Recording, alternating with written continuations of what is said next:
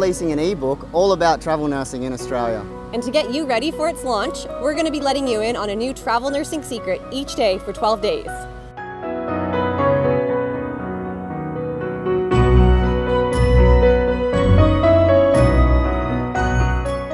There's 2 different types of travel nursing you can do in Australia. You can stick to one or you can switch between the 2. It all depends on what you want to get out of your travel nursing experience. You can either work day-to-day agency in a city where you work at a variety of different hospitals on a casual basis. Or you can do contract nursing, which means you work in a regional, rural, or remote area on a contract basis at one facility. Our book will go into depth about both these types of travel nursing so you can make an informed decision. Hello, I want to let you in on a little Santa secret. Did you know that agency nurses earn 30 to 40% more per hour than everyday staff nurses? Did you know that travel nursing can be just as financially rewarding as it is adventurous? When you complete a travel nursing contract, you often get free accommodation and travel reimbursement. So on top of amazing pay rates, you get all of these other perks, which means you can save loads of money, or you can decide to work only some months of the year. As an agency nurse, you can move to a new city just like start working without having to find a new employer.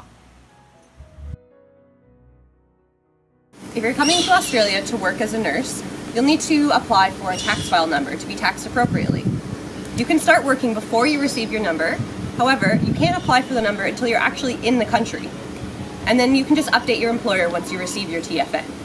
This is just one of the things you'll need to learn to come over to Australia to nurse. Our book will cover this, superannuation, nurses' unions, CPD points, indemnity insurance, and so much more. There are so many nursing agencies in Australia. How do you pick the right one? Well, guess what? You don't have to pick just one. In our book, we outline which ones do metro and which ones do rural and remote nursing, and tell you the pros and cons of each so you can decide which ones you want to go with. If you work for a nursing agency completing remote and rural contracts, your agency or the facility will often pay for your flight to get to the contract. If you're a member of a frequent flyer program, you can request that your agency book the flight through that flight company.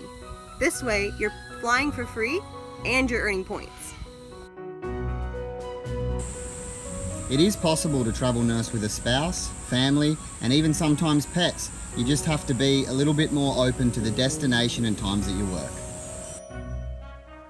As a travel nurse, you have complete freedom over your work-life balance. You can work when you want, work where you want, and take holidays when you want. You may think that if you leave your job at a hospital, you'll be unable to upskill. This is, however, incorrect. If you take the initiative, you can always upskill.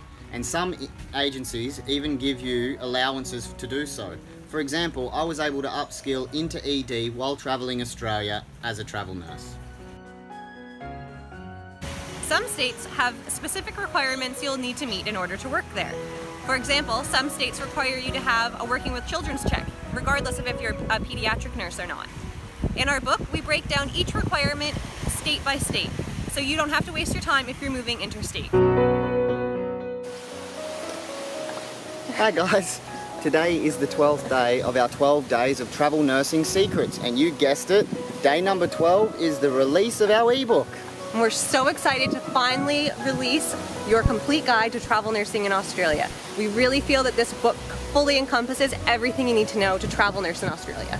So we've spent about 6 years combined travel nursing and been with about 4 different agencies. We spent the last year travelling all around Australia to get every bit of information we can find, put it all in a clear, concise book for you to read.